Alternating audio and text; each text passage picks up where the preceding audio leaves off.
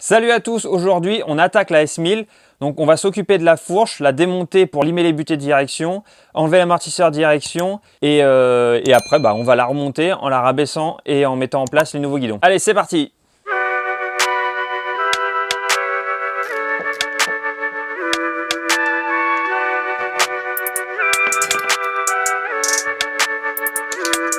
Bon, là ça va être un moment technique, il faut que je soulève la moto pour pouvoir démonter la fourche sans qu'elle tombe forcément. Donc je vais m'aider d'un cric de voiture en espérant que ça le fasse, quoi.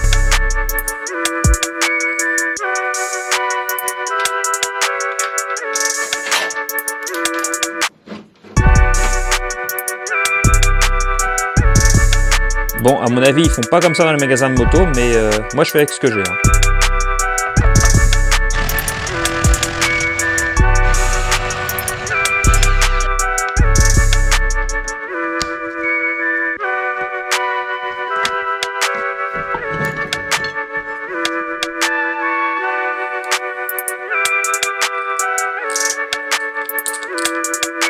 Voilà, là ça vit, là. Là ça bouge.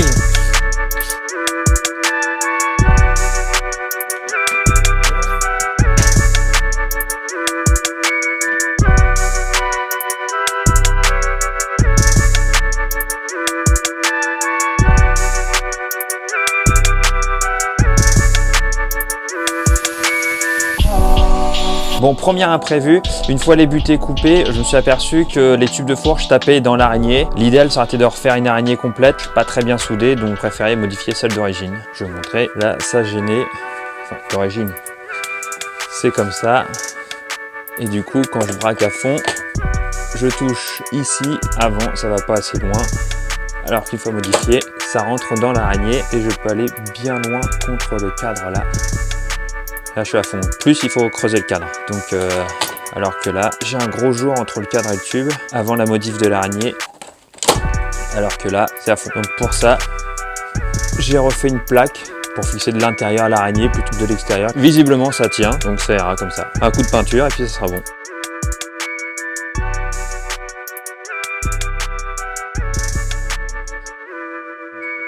Petit passage dans le futur, un monde où je roule déjà avec la ABM, mais il y a toujours le Covid. Bref, tout ça pour vous expliquer pourquoi je me suis autant cassé la tête à limer les butées et avoir un maximum de rayons de braquage. Eh bien, c'est juste pour ce genre de situation.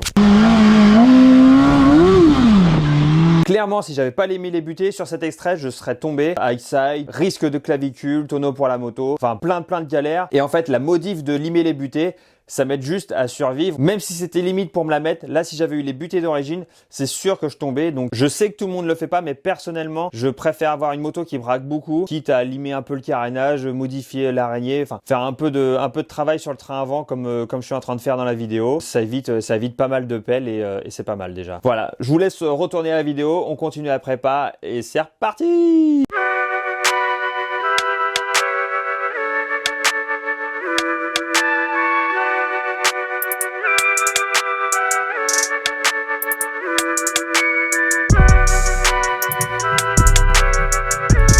Bon, j'ai réussi à attacher les câbles comme je pouvais. Alors ça va, BM m'a aidé, c'est qu'il y a une encoche dans le cadre d'origine pour passer les câbles. Normalement, rien de pince quand on est en butée, c'est juste. Hein. Et oui, j'avais plus de colson noir, hein. Mais les rouges c'est joli aussi, ça va avec le levier. Donc le guidon est à peu près placé. On va faire l'autre côté maintenant. Il y a un truc cool sur cette moto, c'est l'accélérateur, c'est pas un câble, c'est électroniquement, c'est avec un potentiomètre. Du coup, peu importe comment je mets les commandes, j'ai pas de problème de câble qui se coince et tout. Donc ça, pour mettre les guidons, ça va être parfait. Je vais enfin pouvoir mettre l'avant du carénage, voir un peu ce que ça donne avec les guidons. Il y a peu de chances que ça aille du premier coup, mais on va ajuster pour que ça aille. Il faut que ça aille d'ailleurs.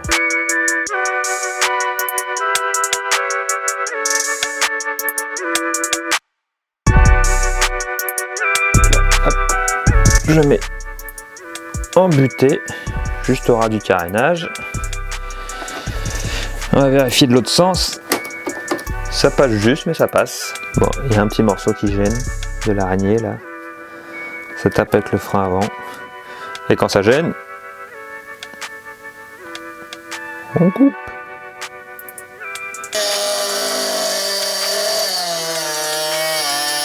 On va remplacer le levier de frein avant aussi, parce que je sais pas qui est l'ancienne propriétaire qui a fait ça. Pas terrible ça, hein. Qui veut bien faire ça? Je le demande. Enfin bref, on va avoir un beau levier rouge, de ce sens là, rempliable. Ça peut être bien pour les chutes. Côté frein avant, j'ai dû faire une découpe dans le carénage. Je me suis un peu déchiré, j'aurais pu faire mieux, mais tant pis.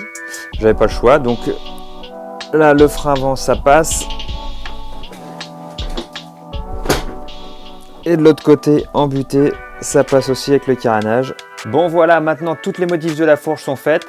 Et la prochaine fois, on s'attaque à ça pour remplacer par celui-là. En attendant, amusez-vous bien. Ciao!